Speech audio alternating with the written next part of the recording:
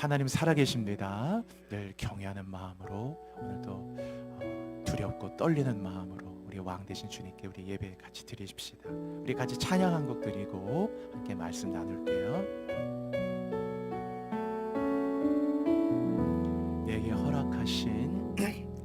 내게 허락하신 시련을 통해 나의 믿음 더욱 강하게 자라나고 험한 산과 골짜기 지나는 동안 주께 더 가까이 나를 이끄시네. 내가 겪는 시험이 어렵고 힘겨워도 내 주님보다 크지 않네. 내 앞에 바다가 갈라지지 않. 여러분, 주님은 나를 저 바다 위를 걷게 하십니다. 그 기적의 하나님을 바라보십시다. 나는 믿네.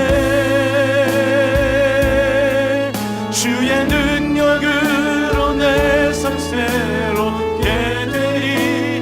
나는. 여러분, 하나님이 여러분을 사랑하십니다. 우리 그 하나님을 향해 우리의 마음을, 뜨거운 마음을 드리며 나가십시다. 전심을 다해 함께 싸워 승리하리라. 날마다 믿음으로 나 살아가리. 내게 허락하신 시련을 통해 나의 믿음 더욱 강하게 자라나고 험한 산과 골짜기 지나는 동안 주께 더 가까이 나를 이끄시네. 내가 겪는 시험이 어렵고 힘겨워도 내 주님보다 크지 않네. 주님, 그렇습니다. 내 앞에 바다가 갈라지지 않는다면 주님은 나를 그 바다 위로 걷게 하십니다. 우리 그 기적의 하나님을 찬양합시다. 나는 믿네. 주의 능력으로 내 삶 새롭게 되리. 나는 믿네. 성령이여, 오늘도 하늘문을 여시고 이곳에 하나님의 거룩한 나라로 임하소서. 성령이여, 기름 부으소서. 우리 길이 열리는 예배, 하나님의 얼굴을 만나는 예배, 주님의 보좌 앞에 엎드리는 믿음으로 여러분이 함께 손을 들고 한번 찬양합시다. 나는 믿네. 주의 능력으로 내 삶 새. 여러분, 하나님을 기대하며 찬양합시다. 하나님을 기대합시다. 우리 주님을 기대합시다. 주님은 그 손으로 우리를 위해 일하십니다. 주와 함께 싸워 승리하리라. 날마다 믿음을. 우리 마지막으로 한 번 더 선포하십시다. 여러분, 나는 믿네. 나는 믿네.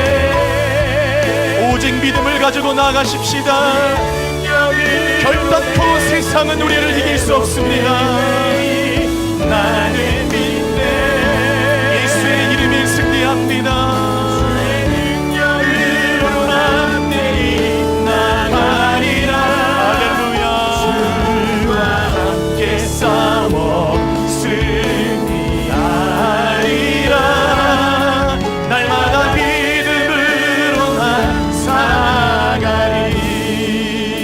살아계신 아버지, 모든 영광과 감사와 찬양과 존귀와 우리의 모든 삶의 마음과 우리의 중심을 거룩하신 왕 되신 하나님께 올려드립니다.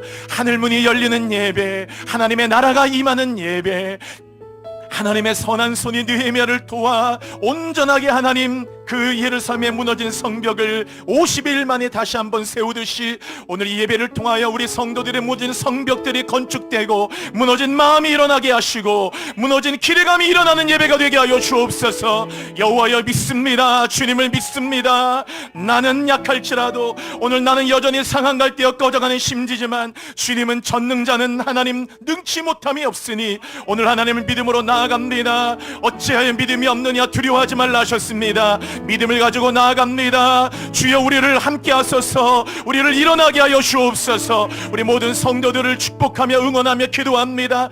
당신의 핏값 사신 우리 모든 성도들입니다. 한 분 한 분 머리마다 면류관 쓰게 하시고 한 분 한 분 가슴속에 성령의 불이 타오르게 하시고 한 분 한 분의 손으로 하는 일들이 복되고 형통하도록 인도하시며 우리 한 분 한 분의 발걸음들이 여호수아의 발걸음되어 미래의 영토를 차지하며 가나안 땅을 차지하며 하나님의 호렙산을 향해 나아가는 엘리야와 같이 담대한 미래를 향해 나아가도록 인도하여 주옵소서.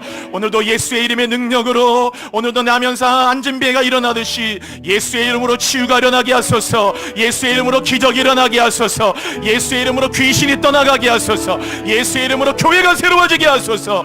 예수의 이름으로 성령의 불이 임하는 예배가 되게 하여 주옵소서.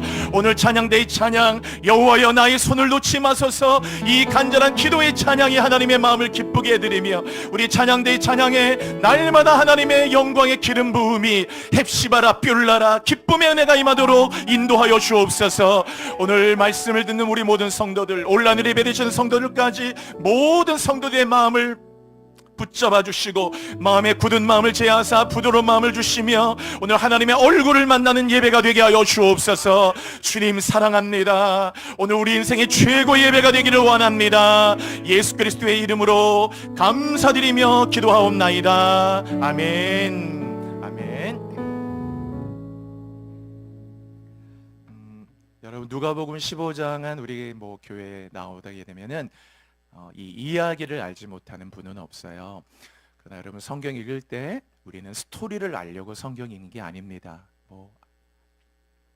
아브라함이 이삭을 바쳤다. 그런 이야기라면 교회에 나오신 분이라면 누가 잘 모르겠어요. 다윗이 골리앗 이겼다. 다 알죠. 우리는 스토리를 이해하기 위해서 성경 읽는 게 아니거든요. 성경은 스토리를 전해주는 게 아니고 메시지를 얻는 겁니다.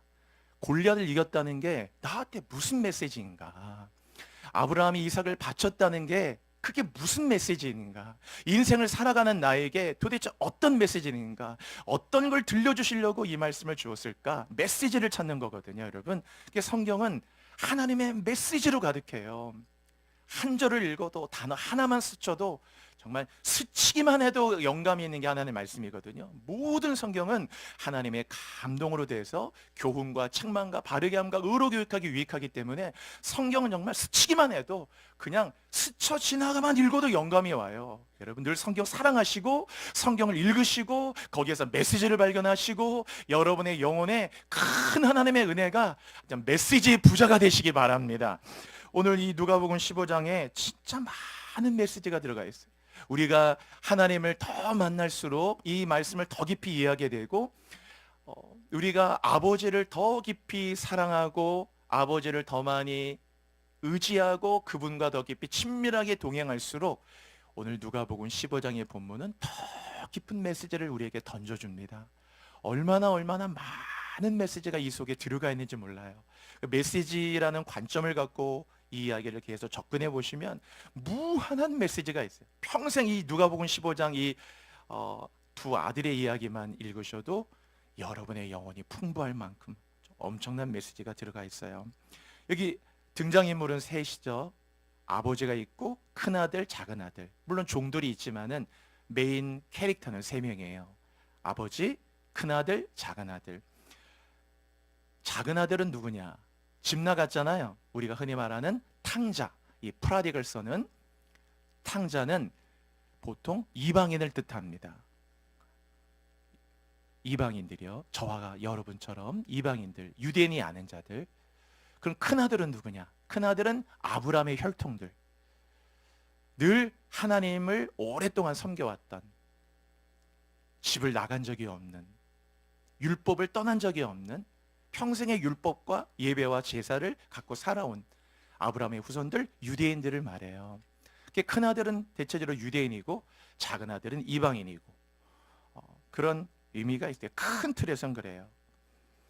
이 본문은 우리가 탕자의 비유라고 제목을 붙였기 때문에 우리는 세 명의 이 등장인물 가운데 너무 작은 아들에게만 꽂혀 있거든요.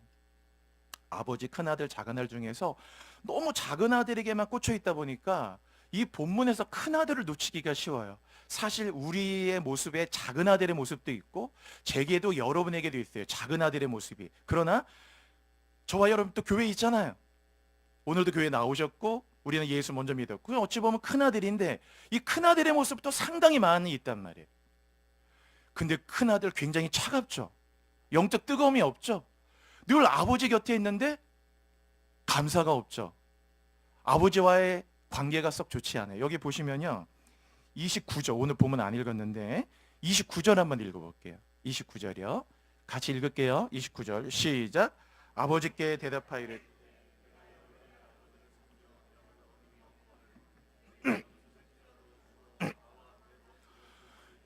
예, 거기 보시면요 놀라운 단어가 있는데 아버지께 이 큰아들이 말하는 거예요. 큰아들입니다. 내가 여러의 아버지를 섬겨 그랬잖아요. 명을 어김이 없거늘. 이 섬기다는 단어는 아버지와 자식 간에 쓰는 단어가 아니에요. 여러분이 아버지 자식 간에 섬긴다. 이 섬긴다는 게 서브하고 이런 게 아니고요. 이 단어의 원래 뜻은 이 그 헬라 단어에 둘로스란 말이 있거든요. 둘로스는 노예란 뜻이에요. 둘로스. 그런데 이 주인이란 말은 퀴리오란 말이고 둘로스라는데 이 둘로스란 단어의 동사 형태가 돼가지고 요거는 뭐냐면 노예가 주인을 섬길 때 쓰는 단어예요.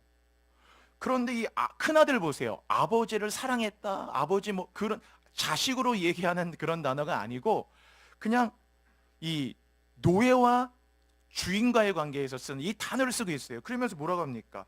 아버지를 내가 그렇게 섬겨서 명령을 한 번도 어김이 없다. 그러니까 이 큰아들과 아버지는 아버지와 자식의 관계가 아닌 거예요. 그냥 이 세상의 일반적인 고용주와 피고용인의 관계도 아닌 그냥 종과 노예와 이 주인과 노예와 같은 그런 관계? 그러니까 얼마나 이 친밀함이 없는지. 그렇죠. 그래서 이 세 등장인물을 잘 봐야 되는데 너무 이 작은 아들에만 꽂혀서 탕자에서 탕자 쪽에만 꽂히면 안 된다는 거. 진짜 탕자가 누군가도 봐야 되고 그래서 여러분 이 안에 이 두 아들 다가 지금 온전하지 못하다는 걸 봐야 돼요. 두 아들이 다가 너무 이 한쪽에 탕자에서 이것만 꽂히다 보면은 큰 아들을 놓치기 쉬워요. 그래서 큰 아들도 큰 문제고 못지않은 탕자고 작은 아들도 못지않은 탕자예요. 모습만 다를 뿐이에요. 그리고 둘 다 아버지와 관계가 너무너무 멀리 떨어져 있었고 그리고 이 가운데 아버지가 있어요. 그러니까 오늘 이 본문에는 사실 가장 중요한 것은 아버지예요. 아버지. 이 아버지가 얼마나 외롭고 아버지는 두 아들이 여기 보시면 두 아들을 사랑할 뿐이에요. 큰아들이라고 해서 한 번도 큰아들이 이렇게 아버지께 섭섭하다고 해가지고 이 말은 염소 새끼도 안 줬다는 말은 섭섭하다 그 말. 자식이 여러분에게 와서 뭐 어머니 아버지가 너무 섭섭하다고 얘기할 때 자식이 또 그래서도 안 되지만은 이 아버지가 아무 얘기 안 해요. 아들아 다 내게 네 거다. 이 집에 있는 거 다 너의 것이야. 전에도 그랬고 지금도 그렇고 앞으로도 그렇고 난 너에게 염소 새끼 한 마리를 안 준 게 아니고 다 줬다. 다 너의 것이야. 다 너의 것이야. 아들아 누려. 다 너의 것이야. 한 번도 주지 않은 일이 없다. 그죠? 또 이 작은 아들은 떠나서 그렇게 됐어요. 그러니까 이 아버지를 보시면 참 이 아버지가 외롭잖아요, 여러분. 그죠? 아버지가 외롭고 두 아들을 사랑할 뿐인데 두 아들을 사랑할 뿐이에요. 그런데 놀랍게도 이 두 아들을 사랑할 뿐인데 이 아버지는 두 아들에게 사랑을 못 받아요. 아버지가 고독해. 저는 그래서 이 본문 읽을 때마다 참 이 고독한 아버지, 외로운 아버지, 아무리 사랑을 퍼주어도 끝이 없고 모자라다고만 얘기하는 이 아들들, 그래도 그런 아들을 향해 여전히 사랑을 퍼주는 아버지, 그런 거죠. 그러니까 이 본문은 사실 가장 중요한 게 아버지가 중요한 거예요. 그죠? 아버지. 이런 아버지가 있었기 때문에 아들들이 회복하는 거예요, 여러분. 그죠? 그래서 그렇게 이 본문을 많은 관점을 갖고 보시라 그거예요. 관점을. 팀 켈러라고 하는 우리 목사님 이미 또 소천하셨는데, 팀 켈러 목사님이 그 뉴욕에서 리디머 처치라는 아주 엄청난 하나님의 그 거룩한 교회를 목회하시다가 하셨죠. 책을 많이 쓰셨는데 그 팀 켈러 목사님이 탕부라는 책을 썼어요. 그분이 이것은 프라디컬 선이 아니고 프라디컬 파더다. 너무너무 사랑을 낭비했던 아버지다 하면서 그죠. 근데 이 두 아들의 공통점이 또 뭐냐? 큰 아들, 작은 아들 두 아들 모두의 공통점은 아버지를 오해하고 있었다는 거. 큰 아들은 염소 새끼 한 마리도 안 줬다 오해하고 있었고 그런 일도 없는데, 작은 아들은 이제 집 나가서 나중에 돌아올 때 뭐 무슨 면목으로 돌아가나 할 때 아버지가 나를 받아주실까? 그저 품꾼의 하나로만 인정해줘도 좋겠다. 그런 아버지를 오해했지만 막상 돌아가 보니까 내가 생각했던 아버지가 아니었던 거예요. 돌아가니까 이 아버지는 뭐 품꾼의 아내가 아니고 그냥 돌아오자마자 아들아 하며 지르고 기뻐하면서, 이 내 아들은 죽었다가 살았다, 잃어버렸다가 다시 찾았다면서 뭐 이 아버지가 이 아들을 얼마나 기뻐하는지 아들이 생각했던 그 아버지가 아니었던 거예요. 그러니까 이 두 아들은 아들이면서도 아버지를 잘 몰랐어요. 큰 아들도 아버지를 오해하고 작은 아들도 아버지를 오해하고 늘 오해하고 있었어요. 아버지는 한 번도 그런 적이 없는데. 그래서 아버지를 재발견하는 거예요. 여러분도 이 하나님을 늘 재발견하는 거거든요. 하나님 한 번도 우려할 때 그런 적이 없어요. 여러분 대답해 보셔요. 하나님이 여러분에게 염소 새끼 한 마리도 안 줬습니까? 단 한 번도 그런 일이 없는데 우리는 가끔가다 그런 생각을 할 때가 있어요. 기도도 응답도 안 해주시고 날 외면해 주시고, 이런 마음 속에서 이제 하나님에 대한 마음이 이렇게 큰 아들같이 될 수 있고 때로는 작은 아들처럼 될 수 있고 계속 이게 왔다 갔다 오버랩 되면서 그런 거예요. 이 본문에는 집이라는 것도 중요한 메시지가 있어요. 집 아주 중요한 거예요. 집이란 창세기 1장 1절에서부터 집이란 단어가 나오거든요. 그 히브리어에는 이 베레시트란 말이 앞에 제일 먼저가 집이란 이 베이트가 나오는데, 성경은 집으로 시작해서 집으로 끝나는 거거든요. 그래서 집 이야기 많이 나와요. 아버지의 집을 떠나니까 모든 걸 잃어버리고 아버지의 집으로 돌아오니까 모든 걸 다 되찾죠. 너희는 마음에 근심하지 말라. 하나님을 믿으니 또 나를 믿으라. 내 아버지의 집에 거할 곳이 많도다 그러셨어요. 아버지의 집. 그 집이라는 게 굉장히 중요해요. 교회도 집이죠. 만민이 기도하는 집, 예배하는 집. 그래서 광야에서 딱 나오자마자 이스라엘 백성들에게 성막, 임재의 집을 짓죠. 히브리어는 오헬 모에드라고 하는데 오헬 모에드를 딱 성막을 지어서 집을 만들어줘요. 여러 메시지가 많은데 오늘 여러분들에게 오늘 설교에는 제목처럼 이 안에 그냥 이 제목처럼 이 둘째 아들은 나갔어요. 그리고 너무 멀리 갔어요. 너무 멀리 갔어. 우리 너무 멀리 가다 보면 돌아오기 힘들 수 있다 생각하거든요. 이미 너무 멀리 가서, 그리고 너무 오래돼서, 너무 가버려서 너무 늦었다라고 생각할 때가 있는데, 그 아들도 그렇게 생각했는데, 그런데 길이 없어 돌아와야 되고 돌아왔더니 돌아와 보니까 결코 늦은 것이 아니었더라는 거예요. 그래서 이 본문 안에 숨겨져 있는 너무너무 중요한 메시지 가운데 하나가 바로 돌아오기에 늦은 딸은 결코 없다라는 거예요. 여러분 오늘 그래서 성경 이 본문 잠깐 보면서 그 메시지 잠깐 나눌게요. 여러분 12절 한번 읽어볼게요. 12절 같이 읽어요. 본문 잘 보시면서 시작. 그 둘째가 아버지에게 말해.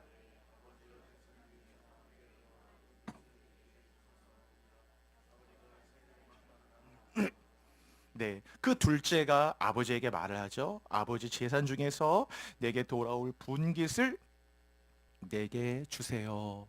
살아있는 아버지에게 유산을 달라고 하는 것도 비윤리적이고 비도덕적인 일인데 어쨌든 둘째 아들은 그렇게 분깃을 달라고 했거든요. 그런데 12절 꼭 여러분 보셔야 돼요. 뒤에 그렇게 했더니 아버지가 그 살림을 각각, 거기에 각각이라고 그랬으니까 큰 아들 목, 작은 아들 목이에요. 그렇죠? 성경들 잘 보셔야 돼요. 각각 나눠줬어요. 작은 아들이 준 게 아닙니다. 근데 나중에 큰 아들은 각각 나눠줬는데도 염소 새끼 한 마리 안 받았다고 얘기하죠. 각각 나눠줬어요. 뭘 나눠줬느냐? 같이 해볼게요. 살림을. 요 단어 꼭 가져가시고 여러분. 살림이라는 말은 생명이란 뜻입니다. 요 말은 비오스라는 말인데요. 비오스. 그래서 우리가 약이라고 할 때 바이오란 말을 많이 쓰죠. 바이오 할 때 이 바이오란 말하고도 어근이 같은 거예요. 요 말이 생명, 바이오, 치료 이런 거거든요. 살게 하는 거, 바이오, 비오. 그래서 비오스란 말, 그 살림. 그래서 이건 뭐냐면은 가정을 지탱해주는 그러한 재산이란 뜻이거든요. 가정을 지탱해주는 재산이에요. 그러니까 그냥 여윳돈을 줬다라는 말이 아니고 이 가정을 지탱해주는 이 전체 가정의 모든 생계와 살림을 유지해주는 아주 중요한 이 재산이란 말이에요. 그 살림. 그런데 이 아버지가 그 살림을 나눠주잖아요. 오늘 이 아버지를 보세요, 여러분. 아버지를 주목해서 보시라고 그랬죠. 아버지는 늘 살림을 나눠줘요, 여러분. 오늘도 예배 중에, 오늘도 여러분 예배 한번 왔지만 하나님은 여러분의 모든 예배 가운데 하나님의 살림을 나눠주는 겁니다. 그냥 여윳돈으로 그냥 뭐 지갑 꺼내서 뭐 이렇게 뭐 여유로 남아있는 그런 걸 주는 게 아니에요. 하나님은 언제나 그 아들에게 살림을 나눠준다고. 여러분, 우리가 예배할 때 기도할 때 제일 중요한 게 뭐냐면은 기도를 열심히 하는 것도 중요하지만 더 중요한 게 뭐예요, 여러분? 내 기도를 받으시는 하나님이 어떤 분이냐가 중요하잖아요. 이보다 더 중요한 게 어디 있어요? 내가 기도를 열심히 하는 건 내 편에서 열심이고 이 기도를 받으시는 하나님이 어떤 분인가?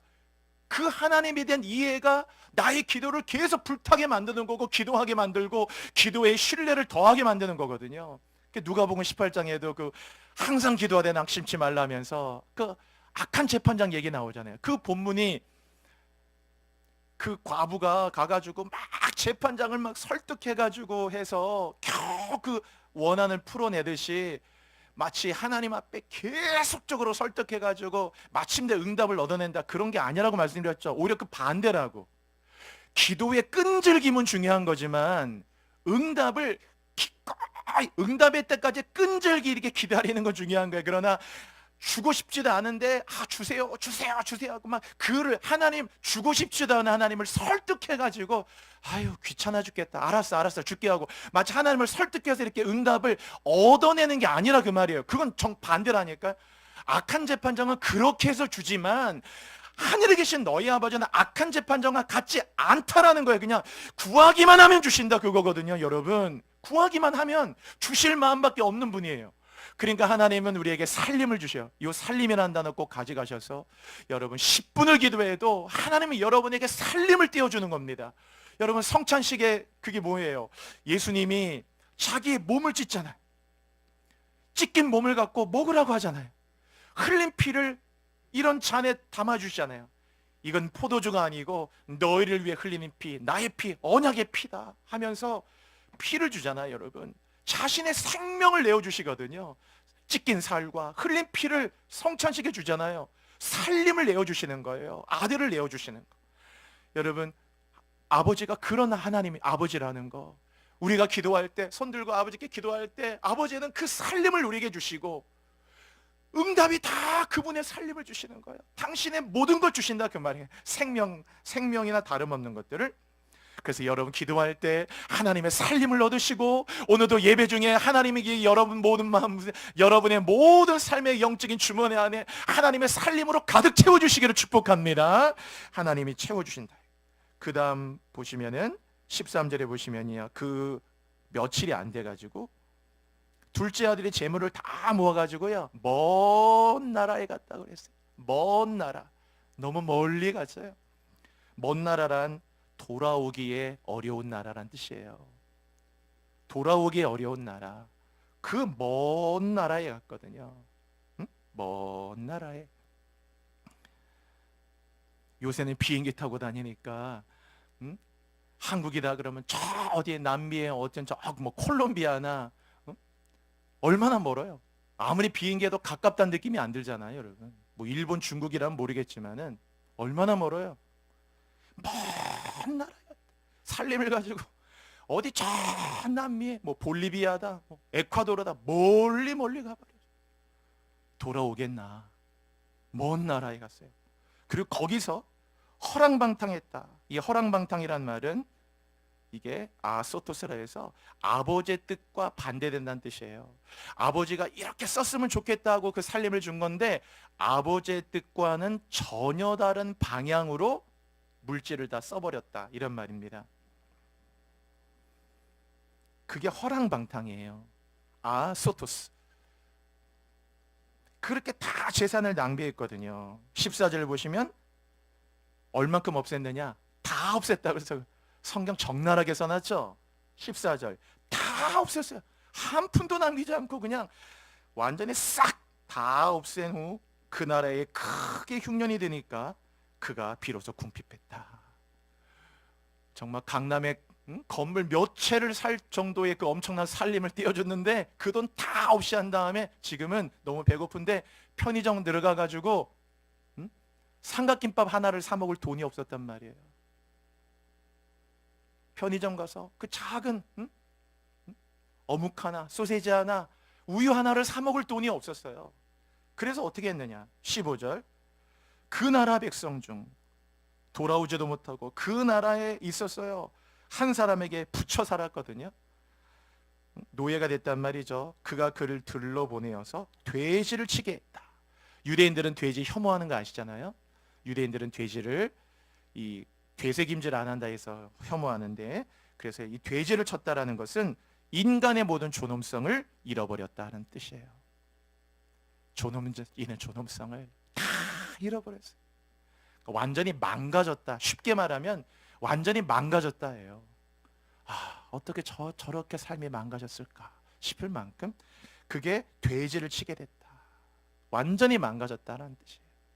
망가진 거죠. 16절 그가 돼지가 먹는 쥐염 열매로 배를 채우고자 하되 주는 자가 없는지라. 쥐염 열매는 돼지만 먹는 건 아닙니다. 가난한 자들도 먹는 양식이에요. 지금도 이스라엘 가면요 쥐염 열매 시장 가면 많이 있습니다. 얼마든지 돈을 주고 살 수가 있어요. 쥐염 열매를. 이 하루브라는 거죠. 근데 가난한 자들이 양식이에요. 근데 보통 성경의 쥐염 열매란 긍정적인 의미로 쓰이는 게 아니거든요. 어떤 단순한 어떤 가난이 나쁘다 그런 의미가 아니고 궁핍. 그러니까 하나님 원래 풍성하게 살도록 하셨는데 그 복을 잃어버리고 지금 이 아버지가 막 아들을 가난하게 만들기 아니잖아요. 아들이 이렇게 되듯이 그런 의미예요. 그러니까 이 쥐염 열매라는 것이 그런 건데, 그러니까 이 본문에 쥐염 열매도 아주 중요한 메시지가 있는 거예요. 여러분이 이렇게 신앙생활 오래 하면서도 쥐염 열매만 먹고 사는 분도 있단 말이에요. 평생 20년, 30년 신앙생활해도 늘 그냥 쥐염 열매로만. 예배해도 쥐염 열매, 기도해도 쥐염 열매. 아예 은혜를 안 받는 건 아니지만 쥐염 열매의 은혜만 먹고 살아서는 안 되잖아요. 그런데 이 본문은 돼지가 먹는 쥐염 열매, 사료로 쓰는 쥐염 열매로도 배를 채울 수가 없었다. 주는 자가 없었으니까. 거기 그랬죠. 주는 자가 없었다고. 그것도 주는 자가 조금만 달라고 해도 그것도 주는 자가 없었다. 지금으로 얘기하면 개 사료 같은 것 좀 사람이 안 먹잖아요. 근데 그것도 주는 자가 없었다. 그것도. 그렇게 됐다. 인간의 존엄성이 완전히 무너졌다. 그래서 17절 보세요. 이에 스스로 돌이켜. 아주 중요한 단어예요. 그건 뭐냐면은 영어로 come to sense란 말이에요. 원래의 정신으로 돌아왔다. 이렇게 지금까지 뭔가 재산 갖고 여기에 완전히 빠져 있다가 스스로 돌이켰다라는 말은 원래의 그 정신으로 돌아왔다. 영이 깨어났다. 우리를 해석하면 영이 깨어났다. 영이. 야곱이 루스 땅에서요. 베델은 루스 땅에서 꿈꾸다가 하나님의 사닥다리 보죠. 그러면서 이 야곱이 그 땅에서 그 영이 막 깨어나거든요. 그 한 번의 꿈이 갑자기 야곱이 참 깨어 일어나 누자, 그 꿈을 한번 꿨는데 거기서 사닥다리 보면서 완전히 야곱이 영이 확 깨어난 거예요. 세상에 하늘과 땅이 연결돼 있네. 세상에 하늘과 땅이 사닥다리가 있네. 와, 어떻게 된 일이지? 그 사닥다리에 수많은 천사들이 오르락 내리락 하고 있네. 하나님의 영광의 빛이 비추고 보좌를 바라보게 되고, 이 세상이 전부인 줄 알았는데 마치 3차원에 사는 사람이 4차원을 바라보시 하나님을 바라보고 그 영광을 체험하고, 그러면서 야곱이 좀 잠 딱 깨자마자 그러잖아요. 두렵도다 이곳이요. 하나님의 집인데 내가 몰랐다. 그러면서 베델이라고 하잖아, 이곳을. 그 루스 땅을 영이 확 깨어나는 걸 얘기하는 거예요. 이 스스로 돌이켰다라는 말은 뭐냐면 영이 깨어났다라는 거예요, 여러분. 이 배고프게 되니까, 이 어려움을 딱 접하게 되니까 영이 깨어. 여러분 정말 진심으로 축복합니다. 다 여러분의 영이 깨어나시기 바랍니다. 영이 깨어났다라는 거예요. 영이 완전히 깨어나서 이제 스스로 돌이켜서 내 아버지에게는 양식이 풍족한 품꾼이 얼마나 많은가. 나는 여기서 줄여는구나. 영이 깨어나니까 누가 생각났느냐? 아버지가 생각이 났어요. 그렇죠? 영이 깨어나면 하나님이 생각이 나고, 영이 깨어나기 시작하면 교회가 생각나고, 영이 깨어나면 예배가 생각나고, 영이 깨어나면요, 내가 그렇게 10년 전에 저렇게 감동을 갖고 불렀던 찬양들 깨어나요. 제가 이번 지난주하고 잠깐 휴가 기간 동안에 하나님이 참 그 찬양 가운데 계속 그걸 부르게 하셨는데, 지지난주에 한번 불렀잖아요. 제가 그 찬양을 진짜 그 가장 마음이 뜨거울 때 드렸던 찬양이거든요. 근데 갑자기 그 찬양이 생각나고 부르게 되면서 지난주에도 계속 혼자 이 찬양 불렀어요. 근데 막 그게 막 영이 깨어나더라고요. 찬양을 부르니까 그때 드렸던 이 찬양 드리면서 불렀던 그 마음들이 생각이 나면서 영이 막 뜨거워지고 이게 생각이 나는 거예요. 그 지지난주 불렀죠. 그 오직 예수 나의 믿음, 십자가 능력 속에 빛나는 영광, 내 모든 승리로 주님께 영광을, 나의 능력 나의 소망 주께 있네. In Christ alone I place my trust and find my glory in the power of the cross. In every victory let it be said of me, my source of strength, my source of hope is Christ alone. 이 찬양 하나님께 제 삶을 막 드렸던 찬양이었거든요. 이게 번역되기 나오기 전에 이 찬양 In Christ alone I place my trust and find my glory in the power of the cross. In every victory let it be said of me. 드렸던 그 고백인데 막 생각이 나는 거예요. 얼마나 많으면 찬양 하나가 이렇게 떠올라도요, 여러분 영혼이 얼마나 뜨거워지는데, 이 아들이 지금 이게 너무 배고프다 보니까 아버지가 생각나. 그래서 어떤 신학자가 뭐라고 그랬냐면은, 이 아들이 조금 배고플 때는 쥐염 열매가 생각났지만 진짜 배고프니까 아버지가 생각났더라고요. 조금 배고플 때는 쥐염 열매를 찾았지만 진짜 배고프니까 아버지를 찾았더라. 아버지가 생각이 났어요. 아버지가 딱 생각이 나면서 벌써 엄청난 회복이 오는 거죠. 그래서 여러분, 사람이 힘들 때 생각나는 사람이 중요하다고 그랬죠. 내가 너무 막 힘들 때 막 생각이 나. 그 사람이요. 날 기도해주고, 날 정말 사랑해주고, 걱정해주고, 진짜 이 주염 열매를 먹어야 되는데 주염 열매도 주는 자가 없을 만큼 이렇게 밑바닥에 떨어질 때는요, 힘들 때 막 생각나는 사람이 있어요. 진짜 기도해주는 사람 막 생각난단 말이에요, 여러분. 우리도 다 주염 열매 먹을 때 없어요, 여러분. 실패하고 낙심하고 결과가 안 좋고. 우리도 이 작은 아들, 큰 아들도 됐다가 작은 아들 됐다 그랬잖아요. 계속 왔다 갔다 왔다 그랬죠. 작은 아들처럼 이렇게 얼마나 배고픈지 그때 힘들 때 막 생각이 나요. 그래서 여러분, 어려움이 올 때는 하나님께 집중하라는 말이에요, 여러분. 꼭 기억해야 돼요. 어려움이 오면요, 그것은 하나님께 집중하라는 말이고, 그래서 절대로 고통에 집중하지 말고 성장에 집중해야 돼요. 이게 지혜예요. 지난번 하나님 말씀드렸죠. 하나님은 야곱을 이스라엘로 바꾸셔서 이기는 거. 하나님은 문제를 바꾸는 게 아니고 존재를 바꾸신다고요, 여러분. 고통에 집중하지 말고 성장하는 데 집중해야 돼요. 그러면 하나님의 방법이에요, 그것이.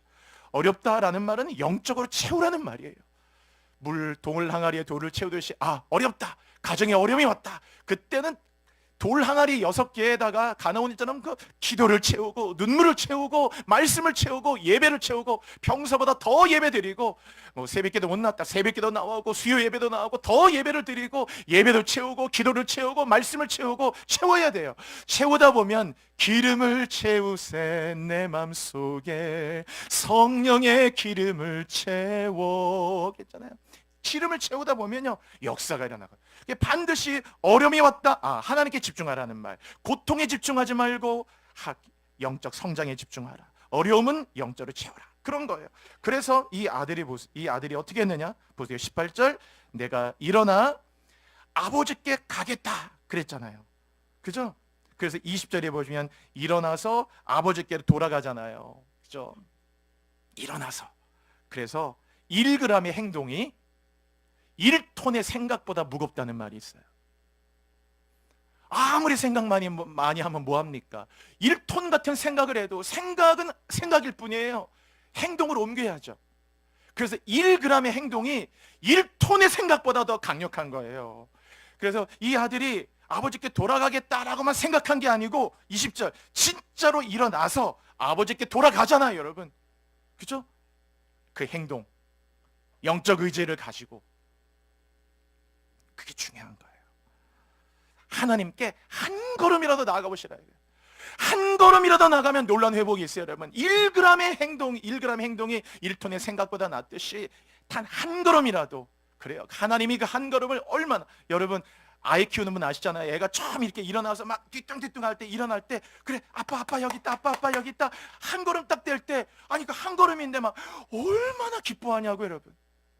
하나님이 어려울 때 우리가 인생뿐인 줄 알기 때문에 그 어려운 순간에 일어나서 그럼 하나님이, 그래, 잘했어, 그래, 한 걸음만.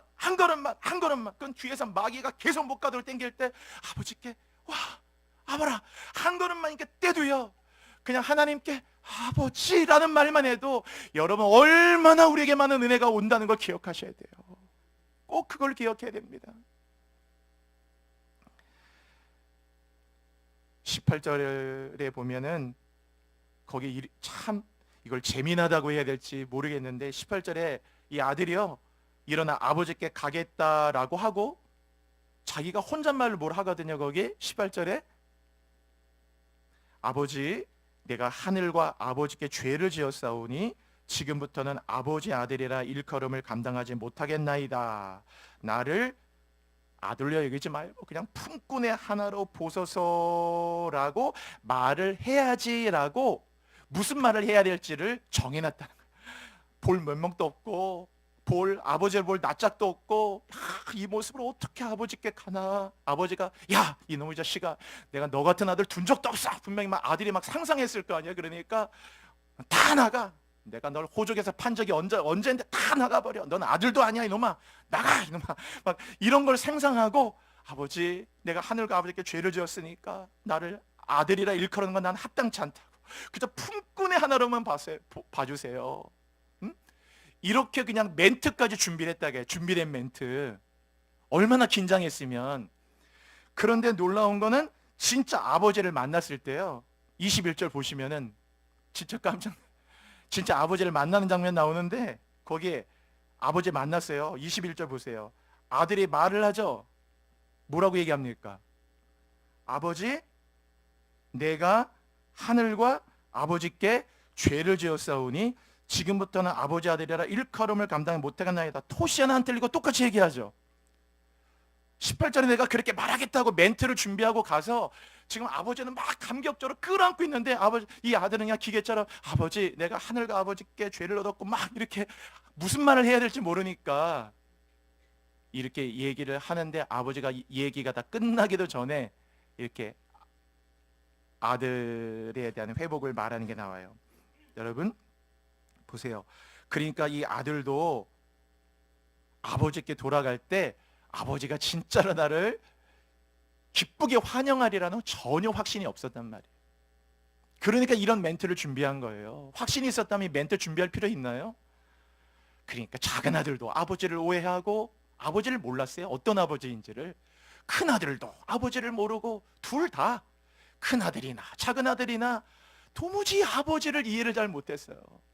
아버지를 재발견하는 거예요, 여러분. 여러분 교회 나온 지 이렇게 되셔도 여러분 하나님 아버지를 우리가 얼마나 오해하고 잘 모르는지를 말아요. 늘. 그렇죠. 그래서 20절 이제 보세요. 20절에 일어나 아버지께로 돌아가잖아요. 돌아가니까 자, 거기 20절에 보시면 아직도 거리가 먼데, 여러분 거기에 잘 표시해 놓으세요. 혹시 펜이 있다면 나중에 성경 읽으실 때도 잘 보이도록.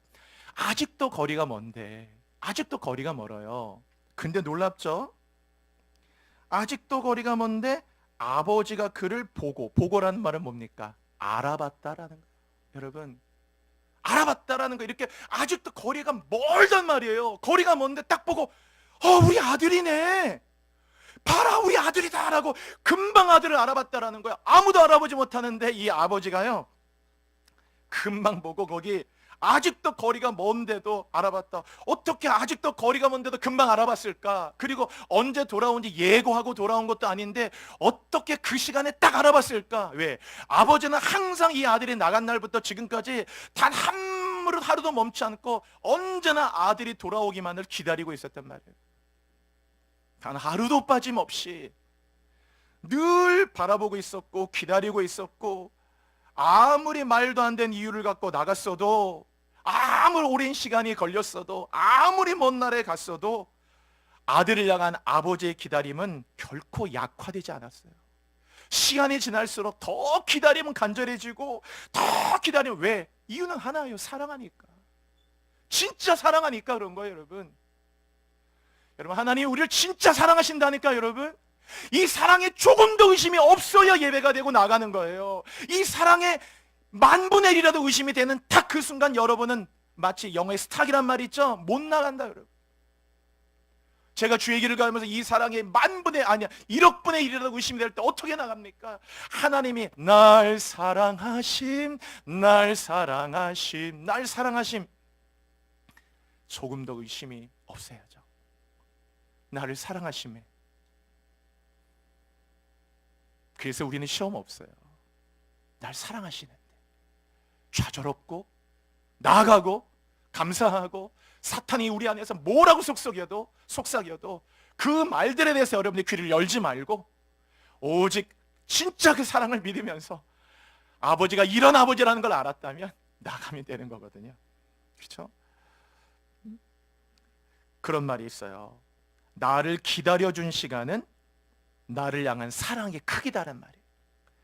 나를 기다려준 시간은 나를 향한 사랑의 크기다.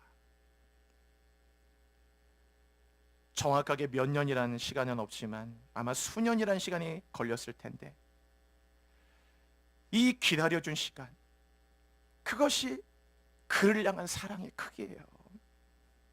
그리고 20절에 보세요, 여러분. 알아보고 어떻게 합니까? 20절에 보면 치근히 여겼다.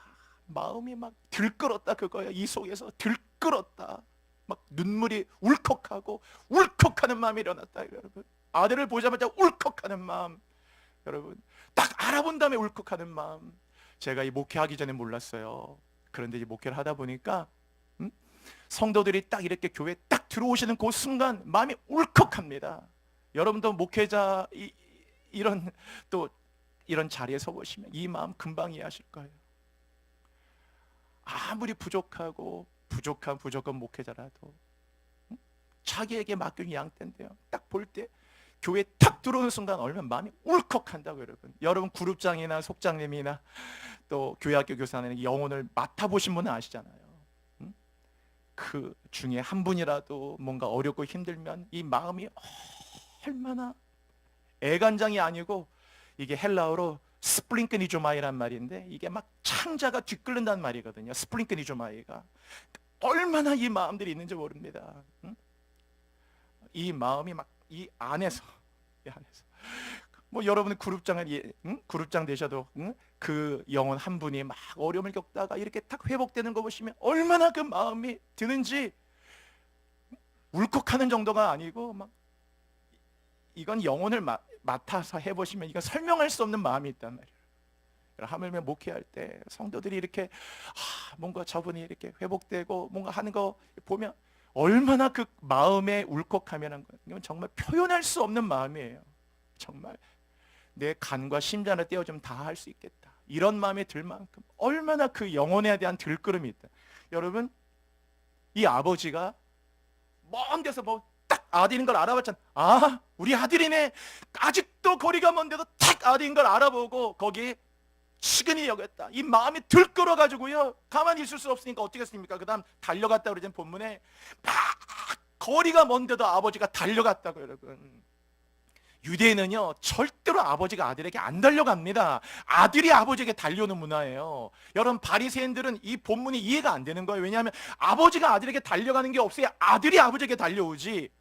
그런데 오늘 이 아버지는 아직도 거리가 먼데도 이 아버지가 아들에게 달려가잖아요. 거리가 먼데도 불구하고요. 그리고 가서 어떻게 합니까? 딱 가니까 목을 안고, 거기에 보면 입을 맞췄다고 그랬잖아요. 목을 안고 막 입을 맞추면서 아들아 라고 얘기하면서, 그러니까 또 아들이 막 아까 그 이야기를 하는데도 아버지는 그게 들어오지 않아요. 그냥 품꾼이고 아들이 그게 뭐가 중요해. 아들아, 넌 영원히 내 아들이고. 돌아오니까 그다음부터는 아들이 배고프고 아들이 망가진 모습에 아버지는 더 마음이 치근히 여겨서 바로 종들에게 얘기하잖아요. 제일 좋은 옷을 갖다 입혀주고 손에 그 가락지를 끼워주고, 어떻게 맨발이니 발에 신발을 신겨주고, 배고프지 송아지를 잡아라, 잔치를 베풀어라 하면서 이 아들이 상상할 수 없는 반응으로, 여러분이 기도하면요 이렇게 상상할 수 없는 반응으로 하나님이 여러분에게 응답해 주신다는 걸 믿으셔야 돼요. 여러분, 거기에서 우리 기도가 출발하는 겁니다. 그런 마음으로 하나님 우리를 안아주신다고 매 순간순간마다. 그렇게 해서 이 아버지가 잔치를 베푸는 거예요. 보세요, 이 아들이 돌아올 때 아버지는 아무것도 묻지 않잖아요. 이놈의 자식아, 어디 갔었냐고, 어이구 이놈의 자식아, 이렇게 속속이고, 이런 말 하나도 없어요. 아무 말도 없어요. 여러분, 의사는 환자에게 도덕성을 묻지 않는다는 말이 있어요. 아픈 분이 오면 의사는 아픈 것만 보고 고쳐드리는 겁니다. 그의 도덕성을 묻지 않아요. 어떤 분이든지 아프니까 왔으니까 고쳐줘야죠. 그게 의사의 마음이잖아요. 그래서 의사는 환자의 도덕성을 묻는 게 아니고 아픔을 물어요. 그게 의사의 마음이에요. 하물며 아버지가 아들이 지금 도덕성을 묻습니까? 이놈의 자식아 지금까지 뭐 하다 왔냐고 안 물어요. 아들을 보고 치근히 여기고, 그 아픔을 보고, 배고픔을 보고, 무너진 모습을 보고 가슴이 아파서 아들아 하고 바로 회복해 주잖아요. 좋은 옷으로. 손에 가락지라는 건 신분이고요, 그 권위, 발에 신발이라는 건, 신발이 없는 건, 맨발은 노예이기 때문에 다 그런 걸 회복해 주는 거예요. 여러분, 우리 인생의 뭔가를 다시 되돌려 놓아야 되는 것들이 있어요. 되돌려 놓아야 되는 것들. 그런 것들이 있을 때 여러분, 그 되돌려 놓아야 하는 것들이 깨달아질 때 절대로 그것을 미루시면 안 된다. 반드시 이걸 되돌려 놔야 되겠다, 되돌려 놔야 되겠다 라는 마음이 들 때 반드시 그것을 되돌려 놔야 돼요. 이것을 하지 못한 게 사울이거든요. 수없이 되돌려 놓을 수 있는 기회를 줬단 말이에요, 하나님이 사울에게. 그런데 그 사울이 마지막 엔돌의 신접한 여인에게 갔었어라도 그래도 되돌려 놓을 수 있어요. 그러니까 사울에게 있어서는 아말렉 왕 아각을 죽이지 않아서 뭐 그런 것도 너무 늦은 지나고 놓고 보니까 어떻다라는 거예요. 사울의 인생 보시면 지나고 놓고 보니까 그때도 늦을 때가 아니었다라는 거예요. 그때도 늦은 때가 아니었는데 그때라도 하나님께 돌아갔더라면 절대 그게 늦은 때가 아니었거든요. 근데 결국에는 마지막 결국 사울은 모든 것을 하나도 되돌려 놓지 못하고 스스로 마지막에 인생을 마감하고 마는 거예요. 저 길보아 산에서. 여러분, 우리 인생을 살다 보면은 뭔가 중요한 기회를 놓치고 타이밍을 못 치고 우리의 부족함 때문에 삶이 무너지고 이 작은 아들처럼 뭔가 되돌아가기에 너무 멀리 와 있고 너무 오랫동안 이 삶 속에 있어서 뭔가 다시 선뜻 되돌아가야 되겠다는 건 알겠는데 잘 안 될 수가 있어요. 오늘 제가 누가복음 15장의 메시지가 중요하다고 그랬죠. 여러분, 돌아오게 늦을 때는 절대 없다는 걸 기억하셔야 돼요. 그때가 가장 최적의 시간이에요. 이 아들도 완전히 다 없이 하고 무너지고 돼지 먹는 쥐였냐면 이거는 너무 늦었잖아요. 늦었다고 생각했는데도 왔더니 결과는 어땠느냐? 이놈의 자식아, 저 문간에서 그냥 걸레나 닦고 있어라. 이래도 감지덕지 할 텐데 아버지 안 그랬다 그러고요. 아버지가 먼저 달려와서 안아주고 모든 걸 다 회복해 주잖아요. 심지어 잔치까지 베풀어 주면서 아들도 아마 깜짝 놀랐을 거예요. 어떻게 나를 이렇게 환대해 주시지? 응? 이 말도 안 되는 은혜로? 돌아오게 늦을 때란 절대 없어요. 왜? 아버지가 늘 우리를 사랑하고 기다리시기 때문에. 절대로 돌아올 때 늦을 때는 없다 그거예요. 사울도 신접한 여인에게 가서 어떻게 왕이 신접한 여인에게까지 갈까라고 했지만 그때라도 돌아왔으면 사울 그때도 늦은 게 아니었다는 말이에요. 그런데 더 나아가죠. 사울은 더 나아가고 더 나아가는 겁니다. 사무엘상 읽을 때마다 눈물이 나요. 항상 안타깝다, 너무 안타깝다. 응? 하나님은 우리에게 세컨 찬스란 말이잖아요. 항상 돌아오면 세컨 찬스 줍니다. 하나님은 결단코 우리에게 기회를 박탈하지 않아요. 돌아오기만 하면 세컨 찬스를 줘요. 다시 시작할 수 있는 기회를 또 줍니다. 계속 줘요, 여러분. 그래서 인생은 돌아가는 싸움이에요. 하나님께 얼만큼 돌아가느냐의 문제예요.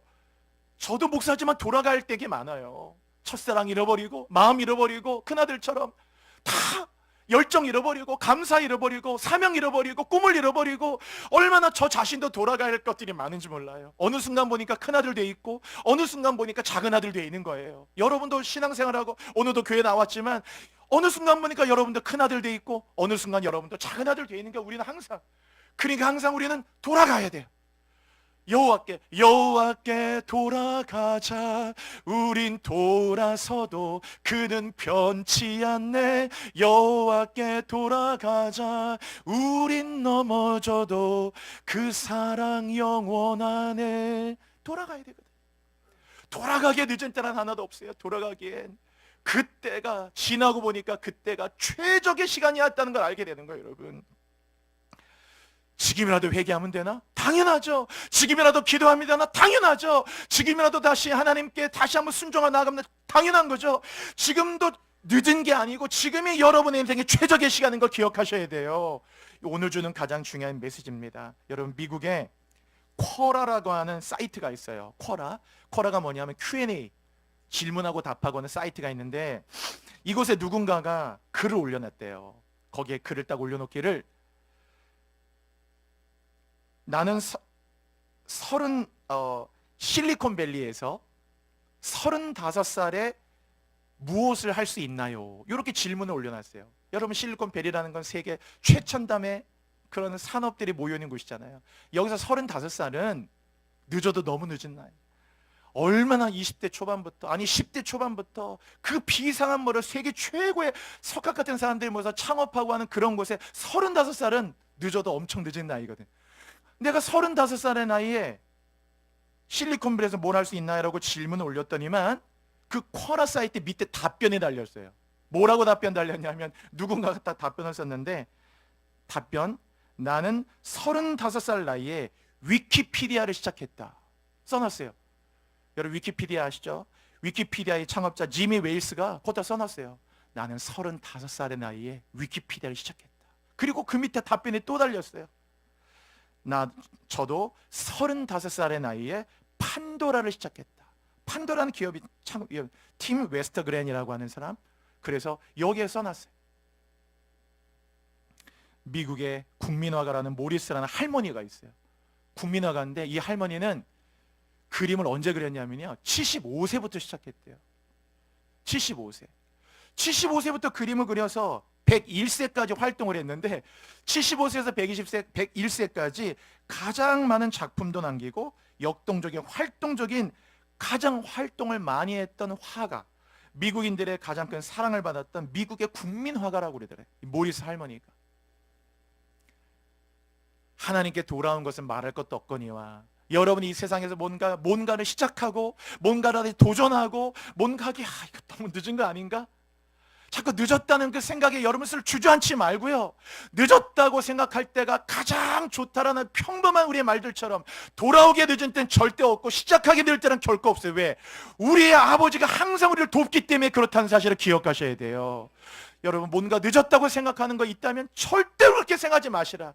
여기 75세 이상 넘으신 분도 별로 없으시잖아요. 75세부터 그림 그려서 101세까지 활동했는데도 미국의 국민 화가가 됐다니까요, 여러분. 늦게 시작하는 것을 걱정할 것이 아니라 올바로 살지 못하는 것을 걱정하라는 말이 있어요. 늦지 않아요. 어떤 일에든 늦지 않다는 거. 스스로 자꾸 늦었다고 스스로를 설득해 나가면서 해야 할 거, 가져야 할 거, 도전해야 될 거, 누려야 될 거, 여러분이 마땅히 돌려내야 될 것들을 그냥 스스로 주저앉지 마시라 그거예요. 늦지 않았어요. 35살의 나이에 실리콘밸리 늦지 않았듯이 75세의 할머니도 늦지 않았듯이 지금 여러분이 가정이든 관계든 어떤 일이든지 누군가에게 이거 사과해야 되는데 내가 사과 못했다, 사과하는 거 너무 늦은 거 아닌가? 그래요. 그런 마음 들지만 절대 늦지 않았어요. 그런 마음 들 때가 지나고 보면 가장 좋은 때라는 사실을 기억하셔야 돼요. 오늘 여러분 말씀 이제 마치겠습니다. 오늘 이 누가복음 15장에 우리에게 주시는 많은 메시지가 있지만 오늘 이 설교 제목처럼 여러분 기억하셔서 하나님께 돌아가기에 늦은 때는 절대로 없어요. 이제 우리 9월이고요. 이제 금년 한 해만 생각해도 금방 갑니다. 다음 주 추석 명절이 있잖아요. 그럼 이제 9월 추석 명절하면서 그냥 쑥 지나가요. 눈 뜨고 나면 10월 달이 되고요. 벌써 연말이 되고 한 해가 벌써 마무리되는 느낌이 확 올 거예요. 이제 추석만 지나고 나면은 1년도 이렇게 흘러가는데 여러분, 되돌려놔야 될 걸 빨리 되돌려 놓으시라. 그래서 절대로 어떤 일이든지 늦지 않아요. 다 하나님께로 돌아갈 거, 하나님께로 돌아갈 게 있다면 큰아들의 모습, 작은아들의 모습 보시고 돌아가기만 하면 돼요. 이미 돌아가면 상상할 수 없는 축복들이 우리를 기다리고 있어요. 아들도 그걸 몰랐어요. 돌아갔을 때 어떤 일이 일어날지를. 돌아가 보니까 이런 일이 있었구나. 어떤 일을 시작하기 늦었다고 생각하는 분들도 있는데 그렇지 않아요. 얼마든지 시작해보세요. 도전해보세요. 사람의 인생은 일생이에요, 여러분. 2번 살지 않아, 1번 살잖아. 일생. 이 일생의 시간 동안 마음껏 도전해보세요. 마음껏 도전해보세요. 뭔가 늦었다고 스스로 포기하고 단념해보지 마시고 무언가라도 도전해보세요.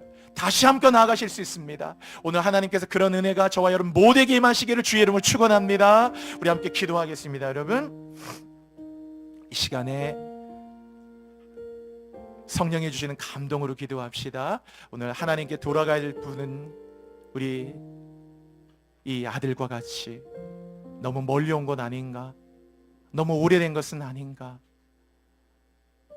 돌아가기에는 너무 늦은 것은 아닌가, 이런 마음이 들 수 있지만 절대 그렇지 않습니다. 그건 사탄이 주는 마음입니다. 여러분, 돌아가기에 늦은 때는 없어요. 왜? 하나님은 늘 우리를 그렇게 기다리시니까.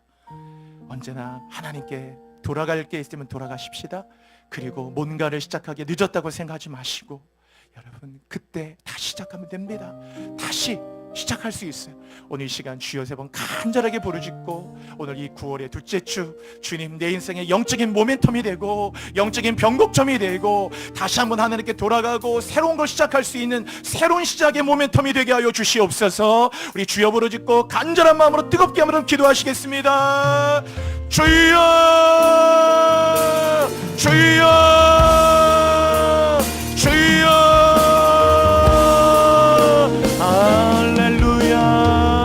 아버지 하나님 이 시간에 간절히 기도합니다. 우리 모든 성도들 한 분 한 분들의 마음을 만져주시옵소서.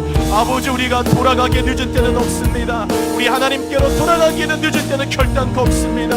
아버지 앞에 오늘 이 시간 아버지 앞에 아무리 늦은 것 같아도 다시 돌아가면 되고 지금부터 돌아가면 됩니다.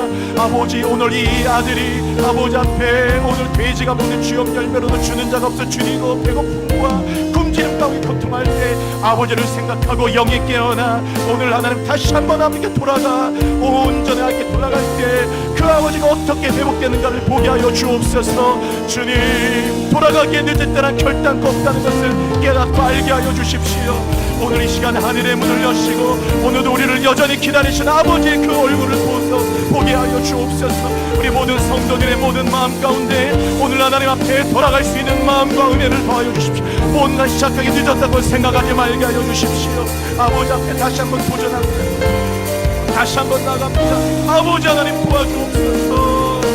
주여 주여 주여 오 주님 결단코 늦지 않았습니다. 새롭게 시작하고 다시 돌아가고 되돌려야 될 모든 것들이 다 되돌려지도록 인도하여 주시고 아버지 앞에 새로운 힘을 갖고 나아가도록 오늘 날 앞에 더 이상 먼 나라에 갈 사는 자가 되지 않게 하시고 아버지의 집으로 돌아오도록 임재의 집으로 예배의 집으로 감사의 집으로 돌아오도록 우리를 인도하여 주십시오. 주님 오 주님 아멘 아멘. 여호와께 돌아가자.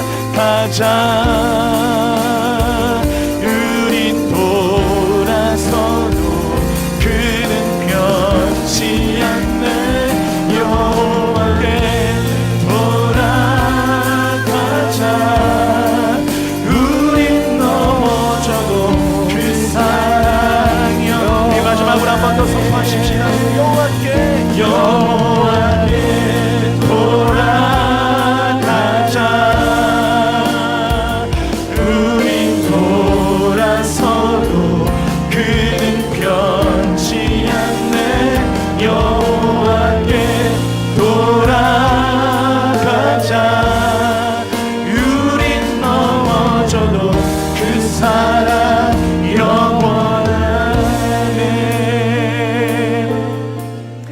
아버지 이 아들이 얼마나 멀리 와 있는지 돌아가기에는 너무나 멀리 와버렸고 너무 오래되었고 돌아갈 엄두도 내지 못하는 주엽 열매를 먹어야 하는 그것조차 주는 자가 없어 굶주림이 아픔 속에서 아버지를 생각하고 다시 아버지께로 돌아가라고 가야겠다는 마음을 먹일 때 얼마나 늦었을까. 그러나 막상 돌아가 보니 결코 그것이 늦은 것이 아니었다는 걸 알게 되었습니다. 얼마나 아버지가 나를 사랑하고 나를 안아주시고 환영해 주시고 나를 회복하고 이렇게 큰 축복으로 나를 맞아주시는지. 아버지 이 땅을 살아가는 동안 우리가 큰아들 되고 작은아들 되고 늘 우리는 영적으로 늘 방황하고 늘 이 먼 나라에 가 늘 방황한 아들들과 같습니다. 늘 하나님께 돌아가는 우리들 되게 하여 주옵소서. 돌아가기 늦었다고 생각하지 말게 하여 주시고 그때가 인생의 최적의 시간이라는 걸 믿고 나아가도록 인도하여 주옵소서. 도전하게 하십시오. 또 새로운 것을 시작할 수 있는 용기를 더하여 주십시오. 늦었다고 주저앉지 말게 하여 주옵소서. 시작할 수 있는 용기를 주옵소서. 나의 일생을 불꽃처럼 태우도록 인도하여 주옵소서. 감사드립니다. 예수 그리스도의 이름으로 기도드립니다. 아멘.